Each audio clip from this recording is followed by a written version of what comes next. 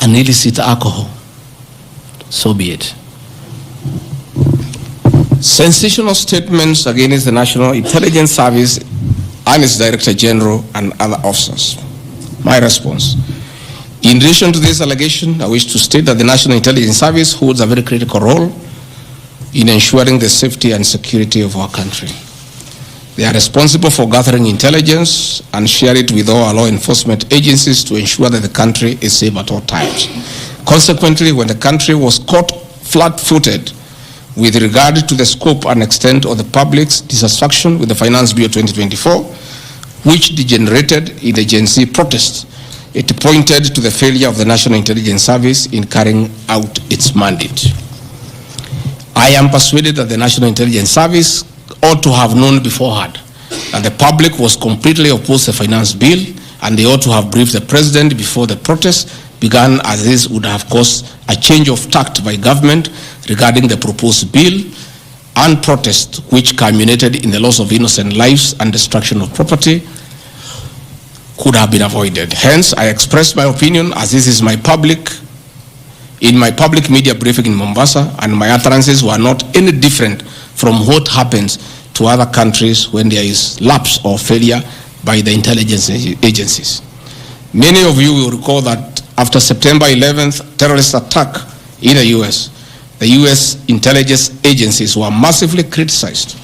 An inquiry was even opened to investigate why the intelligence agency was not able to detect and thwart the terror attack. Under the Constitution of Kenya, the government agencies are supposed to be accountable to the Kenyan people, including the National Intelligence Service, and calling them out when there is a dereliction of duty does not amount to undermining them. In any case, the Director General of NIS is not above the law. He is a public officer. Just like the President, the Deputy President, Cabinet Ministers, he too is subject to criticism like any other public officer.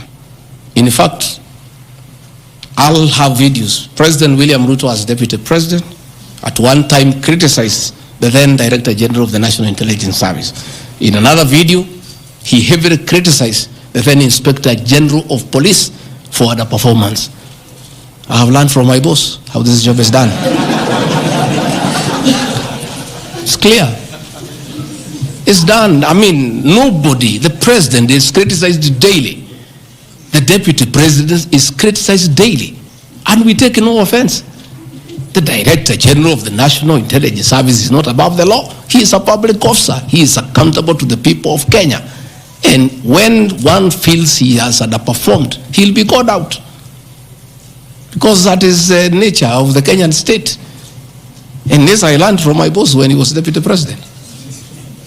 Again, there was an issue that the President and I committed ourselves publicly that never again in our administration shall ever we allow abductions and extrajudicial killings. Despite the police keeping on misleading the President to say that there are no abductions, you all know, you have evidence on video that they have happened. And that is what I commented, and I said it is wrong.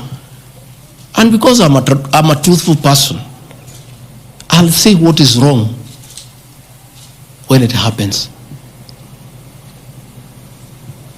Despite the fact that I am compelled by the principle of collective responsibility to be part and parcel of every decision made by government, that I'll continue to do so, but only those decisions that are constitutional and within the rule of law. Abductions and judicial killings are unconstitutional. I will never support them.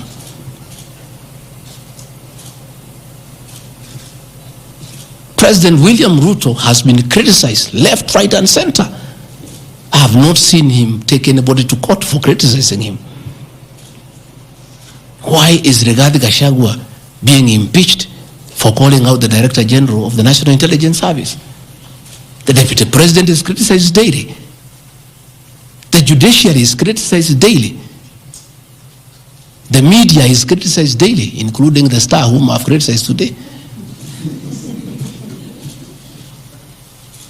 But That is as far as it goes. And again, despite being just the deputy president, I enjoy a constitutional right in the Bill of Rights, freedom of speech. And if the Director General of the National Intelligence Service was aggrieved, there are mechanisms of how he can take me to court and sue me for defamation. And I'll be able to argue why I said what I said. So that is not a ground for impeachment. I mean, that is curtailing liberties, the freedom of expression, the freedom to hold public officers accountable for their actions.